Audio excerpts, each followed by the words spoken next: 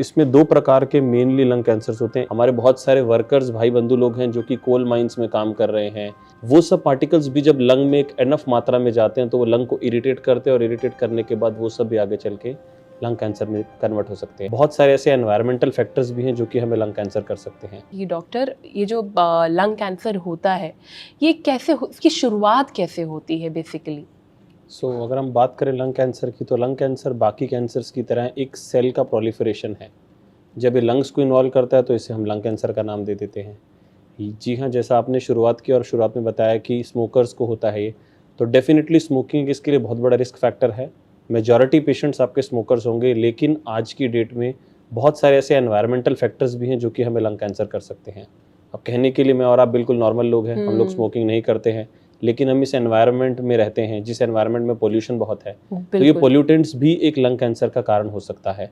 कुछ लोग होते हैं जिनको जेनेटिक टेंडेंसी होती है, जिनके परिवारों में कैंसर्स की हिस्ट्री होती है, उन लोगों में लंग कैंसर बड़ी यंग एज में देखा जाता है, बिकॉज वो जेनेटिकली इस चीज़ के लिए प्रीडिस्पोज्ड होते हैं। अच्छा, ये भी जेनेटिकली हो सकता है? बिल्कुल। अब हमारे देश की बहुत सारी महिलाएं जो आज भी गांव में रहती हैं, जैसे देश की 70% जनता गांव में रहती है, वे आज भी चूल्हा इस्तेमाल करती हैं हाँ। खाना बनाने के लिए। अब उस चूल्हे से निकला धुआं और स्मोकिंग के बीड़ी सिगरेट से निकला धुआं इज मोरलेस इक्वल। हम तो ये मानते हैं कि एक बार चूल्हे पे किया गया काम लगभग 3 पैकेट सिगरेट के बराबर धुआं जनरेट करता है। तो उन लेडीज में भी हम लोगों ने लंग कैंसर देखा है, जस्ट बिकॉज क्योंकि वो लोग उस धुएं का एक्सपोज्ड है।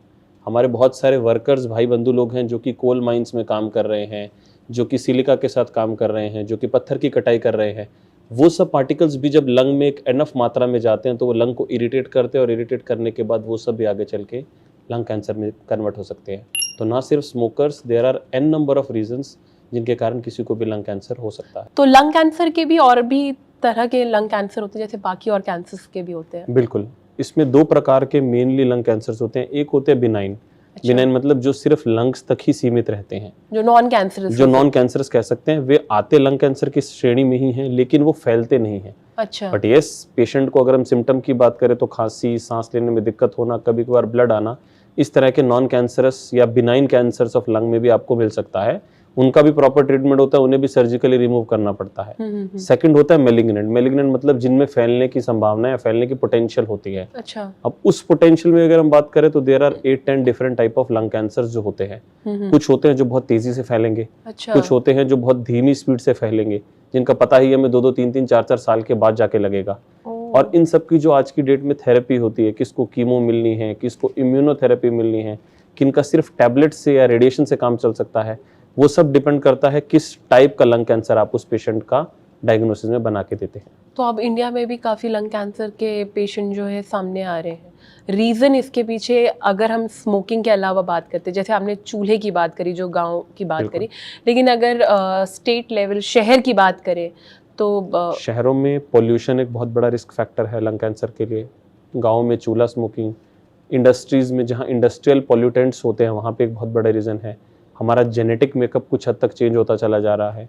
हम इंडियंस लगता है वेस्टर्नर से सिर्फ एक ही चीज़ में आ गए हैं, वो है बीमारियां होने में। अब आज की डेट में माना जाता है कि हम लोगों में लंग कैंसर 10 साल पहले होता है हमारे वेस्टर्न काउंटर पार्ट से। अच्छा। हमारे देश में बहुत सारे ऐसे इन्फेक्शन है, जिसमें टीबी एक ऐसा इन्फेक्शन है जिसमें अगर कोई इंसान पहले टीबी डेवलप कर चुका है, अब वो टीबी से ठीक हो चुका है, उसमें भी आगे चल के कभी कभार स्कार कार्सिनोमा नाम की एक बीमारी होती है। स्कार कार्सिनोमा में आपके लंग में जो एक निशान पड़ गया, स्कार पड़ गया पुरानी टीबी के कारण, आगे चल के कई बार उस स्कार में भी एक कैंसर, लंग कैंसर प्रोड्यूस हो सकता है। और देश में टीबी की मात्रा इतनी है तो ये स्कार कार्सिनोमा का नंबर हमारे देश में ऑटोमेटिकली बहुत बड़ा बन जाता है। अगर हम बात करें यूरोप की या यूके, यूएस की, वहाँ पे टीबी ही कम होती है, तो जब वो नंबर ऑफ टीबी पेशेंट्स कम है तो स्कार कार्सिनोमा भी कम मिलेगा। हमारे यहाँ तो टीबी पेशेंट का नंबर इतना ज़्यादा है कि स्कार कार्सिनोमा के इंसिडेंस में हमारे यहाँ काफ़ी होते हैं।